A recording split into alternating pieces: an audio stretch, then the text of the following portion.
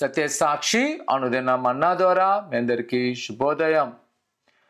మీకు ఎలాంటి ప్రార్థనాంశములున్నా మాకు షేర్ చేసినట్లయితే మీ కొరకు అనుదినము ప్రార్థన చేయడం జరుగుతుంది. నేటి యొక్క వాగ్దానము సామెతల గ్రంథము 15వ అధ్యాయము 29వ వచనం.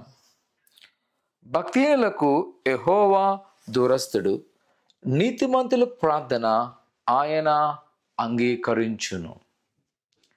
ప్రియ కుమార్తె, కొన్ని పరిస్థితుల్లో లేదా కొన్ని యొక్క సంఘటనలు మనల్ని ఎంతో కలిచివేస్తూ ఉంటాయి. తెలియని యొక్క ఆందోళన, తెలియని యొక్క బాధను మనకు కలుగుతూ ఇంకిదే మన చివరిగా అనిపిస్తుందేమో. ఆ సమయంలో మనకు చాలా నిరుత్సాహం ఏర్పడి దేవుని యొక్క సన్నిధిలో కూడా అడగడానికి ఇష్టపడం. కానీ దేవుని యొక్క వాక్యం చెప్తున్న మాట, నీతిమంతుల యొక్క ప్రార్థన ఆయన ఆలకించును. ప్రభువైన యేసు క్రీస్తు యందు ఎవరైతే విశ్వసిస్తారో వారి యొక్క ప్రార్థన ఆయన అంగీకరించే దేవుడు, ఆయన ఆలకించే దేవుడు.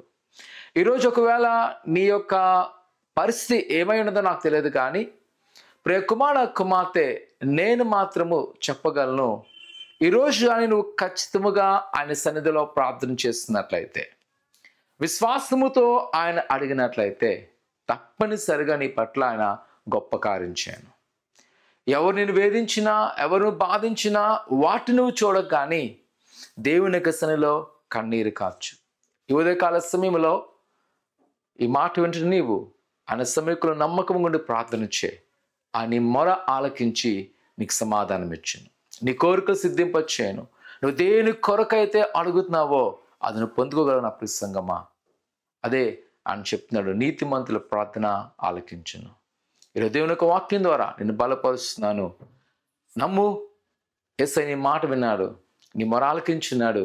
ఈరోజు బయలుదేరు, నువ్వేమైతే తలపెట్టబోతున్నావో ఆ కార్యాలను దేవుడు దీవించును గాక. ఆమేన్. ప్రార్థన చేసుకుందాం. పరిశుద్ధుడా దేవానికి వందనాలు. నీ బిడ్డలైన వారు మీ జ్ఞాపకం చేసుకోండి. నీ దేవాశీర్వాదంతో నింపబడుతున్నాం, నీ కృపాక్షేమలతో బలపరచబడుతున్నాం. దేవానికి వందనాలు. ఇదిగో ప్రభా, నీ యొక్క కృపలో మమ్మల్ని అందరినీ బలపరిచి దీవించండి, ఆస్వాదించండి, ఫలింపచేయండి. ఇదిగో ప్రభా, ఈ ఉదయకాల సమయంలో ఆయన నీ వాక్యమున నీ బిడ్డలు వారి నిశలో మొరపెడుతునగా ఏమైతే ప్రార్థన చేస్తున్నారో వాటి మీరు ఆలకించి సమాధానం దయచేయండి. నీ అద్భుతమైన కార్యములు నెరవేర్చమని యేసు నమ్ముతున్నాం తండ్రి. ఆమేన్. దేవుని నమ్మకంచి ప్రార్థన చేయండి, ఆయన పట్ల గొప్ప కార్యం చేయను గాక. ఆమేన్.